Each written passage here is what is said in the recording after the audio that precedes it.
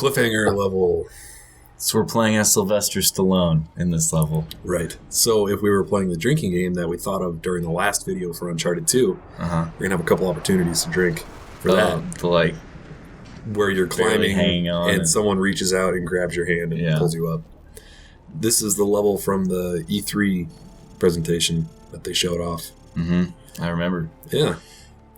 6 minutes of ice climbing. Right. Way too long for that E3 setup. But it's pretty fun here. They do kind of a callback to this level too in the very last level of the game, which I'm not going to post a video of because it's practically a cutscene, and I'm not posting any cutscenes for this or future guides. Just kind of a new policy, I guess, out of respect to the developers. Yes, and to convince you guys to actually play the game instead of just watching the whole thing on YouTube. And I know you can watch anybody else's guide on YouTube that has the cutscenes, but we're trying to make this a legitimate business, and we're not making any friends by posting cutscenes. No. Well, so, we're not really making any friends anyway. No, definitely not. Especially Major Nelson.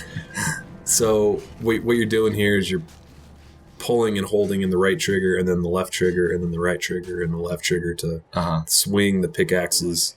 And you don't have to wait for that dumbass to keep talking. You can just run and jump and start the next cutscene. Yeah. I also don't think you're making friends with I Am 402. Oh. Either. Well, he's a corporate shill, so... Same with Major Nelson. They're all kind of corporate tools. So their job is to just... pacify? They're PR people. They're not people. They're PR people. They're PR entities. Entities, exactly. So I don't really care about his feelings, to be honest. Yeah. And they don't care about mine, which is why they took out dedicated server support for the PC version. I was going to buy it. Oh, this is recorded on the 360, by the way. Some people ask that, and sometimes it's not always clear. Where was I? You were going to buy it on PC. Oh, yeah, I was going to buy it on the PC, but there's no reason to anymore because there's no difference between this game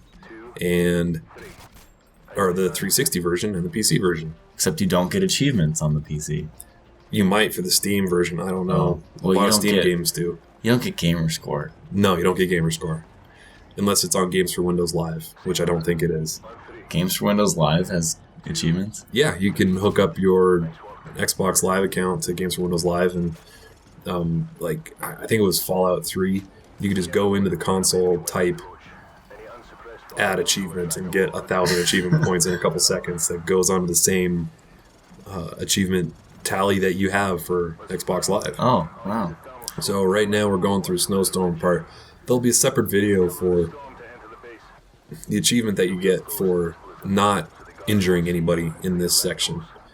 And actually, I haven't got that achievement yet. I've been struggling to figure out how to get it. If you're just patient... who is the guy that I'm working with? McTavish. He will snipe all the guys that are kind of like in front of you. Cool. To prevent getting noticed. And so just slowly walk through the snow. There'll be a car driving by in a couple seconds. And you're just going to have to wait for that to drive by, but not too big of a deal. Then the snowmobile chase is coming up. Woohoo! Straight out of a James Bond movie. Do you get to ski? No skiing. Is Johnny Mosley in this game? Nope. Oh, man. Don't care. Not interested anymore. No, I'm not interested at all. Oh, that's too bad. This would be the perfect medium to introduce Johnny Mosley's Mad Tricks 2 game. as a mini hint game? At it. Yeah. Have Johnny ski by. Yeah. The only skiing game ever gets a sequel. Oh, except for Ski Free. We Ski. Oh, We Ski and Ski Free. Do you remember that game on the PC? Oh, yeah, that game was awesome. With the... You run into trees. Yeah, and the polar bear comes running after you, or the abominable snowman, and eats you. Yeah, that was a good game. It was. They don't make them like they used to. Nope. They make them a lot better. That's exactly the point. This part's a little bit harder to get through stealth. There's a number of guys, and they notice you pretty easy. And there's like an arbitrary invisible wall that you can't cross, where I don't know, some radar detector scanner thing that the enemies have set up will find you. So just follow this path that I'm doing right now. It's a pretty cool radar detector you've got. Oh yeah, the heartbeat sensor. I forgot to mention that. I hope that's not in multiplayer. I really hope that's not in multiplayer. That'd piss me off. Yeah. And you could see campers. But then they can see me. Yeah. I don't want them to see me. I don't want them to see me camping, waiting around the corner. So yeah, like one of my complaints and unanswered questions that I've had about the PC version that I don't think we'll know until Modern Warfare 3 comes out is how long is IWNet going to support Modern Warfare 2 after Modern Warfare 3 comes out. I mean, we talked about this on the podcast, but every year when a new Madden game comes out, you can't play the previous year's Madden on the EA servers anymore. You can't play online. Yeah, that's so insane. They force you to buy the new one to keep playing. So it's like, why? Yeah. Why, if I was interested, you're forced to buy it every year, which is ridiculous. And they should at least do, like, discontinue 2 years ago.